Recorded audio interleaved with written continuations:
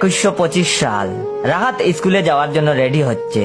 খুব চিন্তায় আছে সে, কারণ মায়ের কাছে শুনছে দুদিন পর তাকে মেয়ে পক্ষ দেখতে আসবে। লেখাপড়া আর নাও হতে পারে তার। আইপ্যাডটা হাতে নিয়ে স্কুলে যাওয়ার জন্য বাড়ি থেকে বের হলো সে। তখনই তার দাদুর কথা মনে পড়ে গেল। তার দাদু তাকে বলেছিল একসময় এই আইপ্যাড নাকি অন্যরকম ছিল, সেটা নাকি ব্যাটারি ছাড়াও ব্যবহার করা যেত, সেটাকে সবাই আদর করে বই বলতো। কিন্তু কালের বিবর্তনে বইয়ের সেই জায়গা দখল করে নিয়েছে আইপ্যাড। এসব ভাবতে ভাবতেই রাত রাস্তায় এসে দেখে রাস্তায় একদম ফাঁকা, পথে আজ কোনো হেলিকপ্টার নেই। তখনই তার মনে পড়ে গেল কালকের নিউজের কথা। বিরোধী দলের অবরোধ চলছে, সকাল সন্ধ্যা হরতাল। অথচ 2 দিন আগেও আকাশে হেলিকপ্টারের বেহাল জেম ছিল। আর আজ হরতাল, তাই আকাশে আজ কোনো হেলিকপ্টার উড়ছে না। মন খারাপ করে সে আবার বাসায় চলে গেল। 2 দিন পর মেয়ে পক্ষ এলো রাহাতকে দেখতে। রাহাতের মা রাহাতের বাবাকে পাঠালো ছেলেকে রেডি করার জন্য। রাহাতের বাবা রাহাতের রুমে এসে রাহাতের কাঁধে হাত রেখে বলল, বাবা জলদি রেডি হয়ে নে, মেয়ে পক্ষ বসে আছে তোর অপেক্ষায়। রাহাত তখন তার বাবাকে জড়িয়ে ধরে একদম কেঁদে দিল।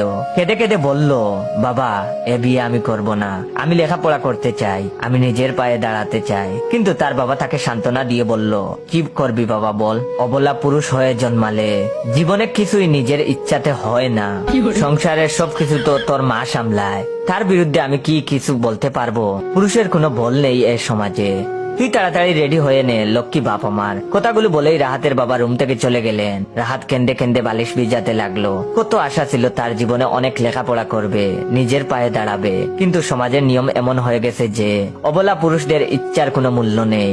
সাবালক না হতেই চলে যেতে হবে শাশুড়ির বাড়ি। তখন রাহাতের তার দাদুর কথা মনে পড়ে গেল।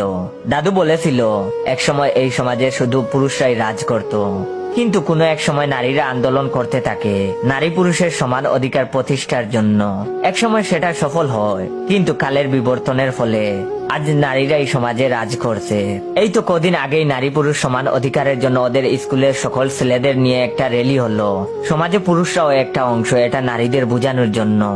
কিন্তু অবলা পুরুষদের কথা কি আর কেউ শুনে? পুরুষরা আজ অবহেলিত, শোষিত। এই তো কদিন আগের ঘটনা। রাহাত স্কুলে যাচ্ছিল, পথে সুনিয়া বকাটিনির সাথে দেখা। দলবল নিয়ে প্রায় টিজ করে রাহাতকে। কেউ প্রতিবাদ করতে পারে না, কারণ ওর মা অত্র এলাকার চেয়ারম্যান। সুনিয়া তার দলবল নিয়ে অনেক ছেলেকেই গণধর্ষণ করেছে, কিন্তু আজ পর্যন্ত পুলিশ ওর কিছুই করতে পারে নাই। সুনিয়া তার দলবল নিয়ে রাহাতকে রাস্তায় আটকায় আর বলে, কিরে শুক্রা কই যাস? তখন রাহাত বলে, স্কুলে যাই, দেখছো না আইপ্যাড হাতে। তখন সুনিয়া বলে, ওই শুক্রা এত ডেমাক কে তোর? দিমুনের ডেমাক কমাইয়া দিন দিন তো শুধু হ্যান্ডসাম হইয়া যাইতাছ। সুনিয়ার দলের অন্য মেয়েরা সবাই খিলখিল করে হেসে ওঠে। রাহাতের অস্বস্তি হচ্ছিল খুব। আমতা আমতা করে তখন বলে,